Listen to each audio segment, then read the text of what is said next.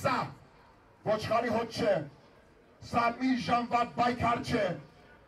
սա մենք մտանք այս պայքարի մեջ փետրվար 18-ից մինչև ապրիլի 9 եւ այս առաջիկա շաբաթները եւ ամիսները մենք հանգիստ չենք տալու այս դեղձ իշխանության եւ տանելու ենք մեր պայքարը նորից Երևան, նորից Գյումրի, նորից Ղափան, նորից Վանաձոր, նորից Սիսիան մինչև Հաղթանակ։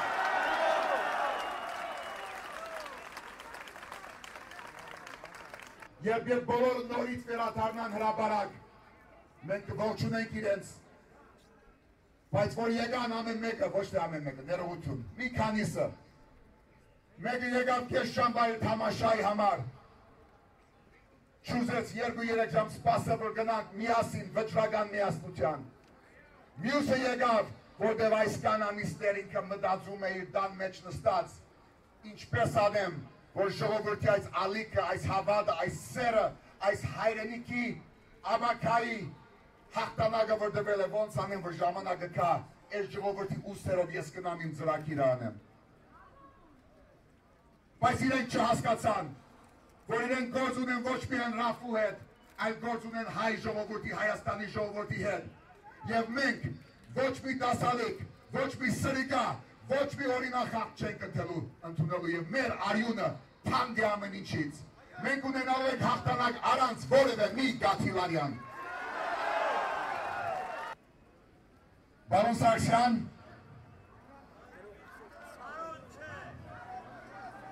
ես արդեն ասացի,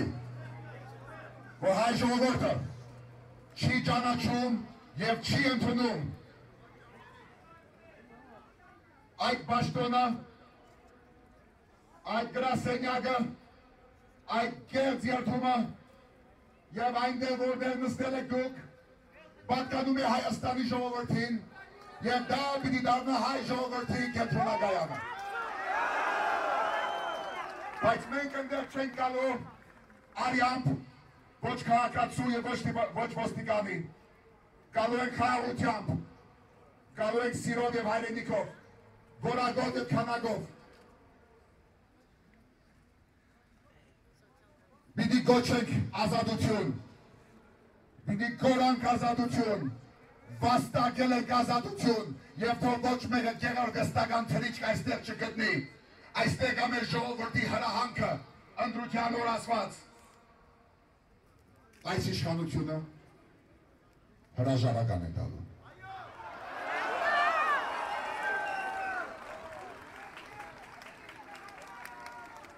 Գեղձ ընդդիմությունները հրաժարական են տալու, որտեղ հաղթել է հայ ժողովուրդը, Հայաստանի քաղաքացին։ Ով ուզում է քաղաքական դիակների մասին խոսել,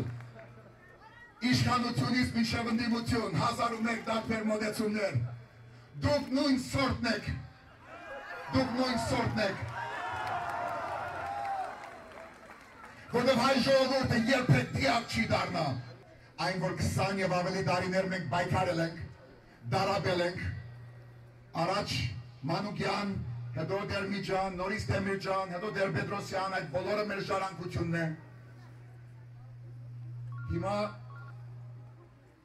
ժամանակն է, ինչպես ասել եմ, որ դունիքից դուրս գանք եւ հարգենք Հայաստանի քաղաքացու որոշումը։ Եվ ես կոչ եմ անում մի վերջի անգամ գուսակցություններ, քաղաքացիական շարժումներ, լավ մտավորականներ եւ երիտասարդներ միասին կերտենք այդ հզոր քաղաքացիական շարժումը, որը բերելու է հաղթանակ եւ այդ հաղթանակը, ինչպես լրագրողները ինձ մեջ բերեցին այսօր օդանավակայանում, պիտի ճանաչեն Պուտինը եւ Օբաման եւ Պարոսոն եւ չգիտեմ ով, որտեղ այդ հաղթանակի ի վերուստ է մեր ժողովրդինն է։